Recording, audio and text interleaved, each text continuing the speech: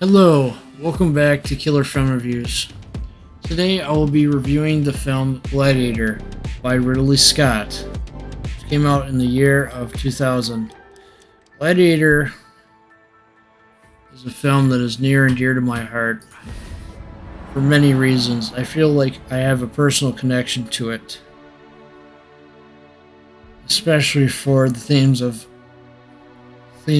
living an honorable life and strength and honor. So for our cast for Gladiator, Russell Crowe is Maximus, Joaquin Phoenix is Commodus, Connie Nelson is Lucia, Oliver Reed is Proximo. He passed away actually during the filming of this, so they had to use a stand-in for some of his scenes. Richard Harris as Marcus Aurelius. I believe he has passed away at this point too. Let me see here. Richard Harris. Yep. Richard Harris passed away some time ago, 2002. Basically, the story is about a plot to... Basically, it's the closing days of Marcus Aurelius's reign, the Roman Emperor of Rome. Basically, he wants to bequeath his throne and his title to Maximus, the general of Rome's northern armies. Now, obviously, this is revisionist history. This isn't what actually happened in real history. Just a little revisionist history, I guess, in some ways. But basically, Commodus is like a little spoiled brat and gets his father down, pretty much, because he doesn't want Maximus to rule. But before that, you see some fighting going on between Maximus and his army. You can see that the army's loyal to him, and yet when Commodus sits there and takes control, Quintus turns against Maximus. Quintus is this Roman general that serves under Maximus. Basically turns his back on him, like their camaraderie never existed, pretty much. Throughout the entire film, Maximus is running. Maximus, for the first part of the film, is basically running away after they try to kill him. Because they try to kill Maximus first, because Commodus doesn't want him in his way. That fails. Maximus runs away, tries to get back to his family. Okay, spoiler alert here. We'll see that. Gets back to his family's plantation, pretty much, and he finds everything burned down. Commodus was so cruel that he took everything from Maximus. His home, his wife, and his child. His boy.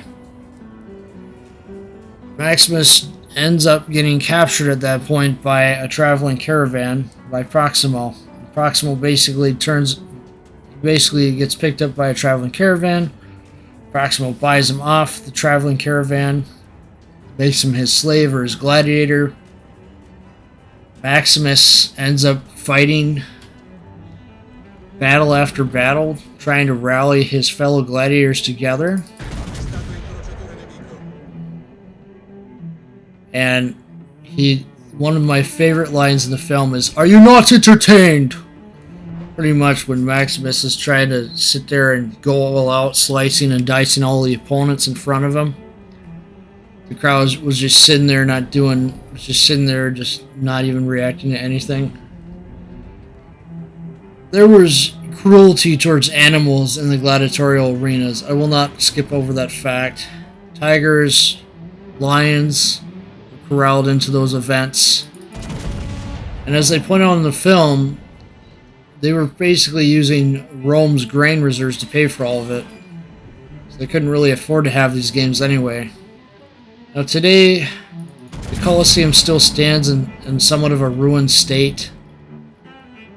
Not everything is restored on it. It's still in a pretty ruined state, but I hear there's plans to kind of reuse it again after they restore some elevator systems into it. So going back to the movie here, Maximus basically keeps fighting amongst his fellow gladiators and all that. But then that eventually Proximo brings him to Rome, which Maximus is nervous about because he knows who's in Rome. The twisted Emperor Commodus, who's not honorable like Marcus Aurelius was. Basically, Marcus Aurelius wanted the throne, he wanted Rome to go back to being like more of a democracy in this version of revisionist history, because in real life Marcus Aurelius was, yes, a good Roman emperor, but wasn't really pushing for the democracy. That's just one of the things they tacked on to be more revisionist. And let's not forget Lucia here. Lucia is a key character here because Lucia sees how bad Commodus is getting and goes to Senator Gracchus and his pal pretty much to be like, hey, is there anything we can do about this? And they're like, no, we'll just wait our time until it's time to strike. And that doesn't really come. You know, they really just miss out on their opportunity. Commodus continues to take Roman grain reserves to pay for the games. Rome continues to be oblivious as to what's really going on. So Commodus basically does some weird, creepy advances towards Lucia, his sister. He's basically trying to say, sister, love me, sister, love me. It's just really creepy, creepy, creepy. If you get what I mean. Obviously, times were different back then, all that, but obviously really, really wrong in my eyes. Ugh. But the point to this, but let's kind of wrap up here.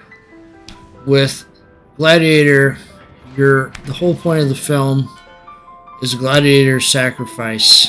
He continues to fight on and fight on and fight on, and have camaraderie with his fellow gladiators with the phrase strength and honor. And honorably, Maximus did meet his end against Commodus. And one of my favorite songs ever, Now We Are Free, plays, and Maximus just goes and he passes on. That, I think, is my most played song now. Now We Are Free. Because at the end, we just want to be reunited with our loved ones, regardless of what interpretation of the afterlife we may believe in. But overall, Gladiator, strong 10 out of 10. In my eyes. The film just has a good pace to it.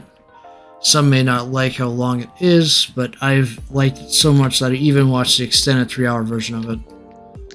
And I think that once people are old enough, they can understand its lessons too of strength and honor, living an honorable life, making your life count, and being loyal to your friends, to your family, and to your fellow comrades, and to your peers. With that concludes my Gladiator review. Hope that you enjoyed it. Don't forget to like, watch, and subscribe, and I'll see you again on a future video. Thank you.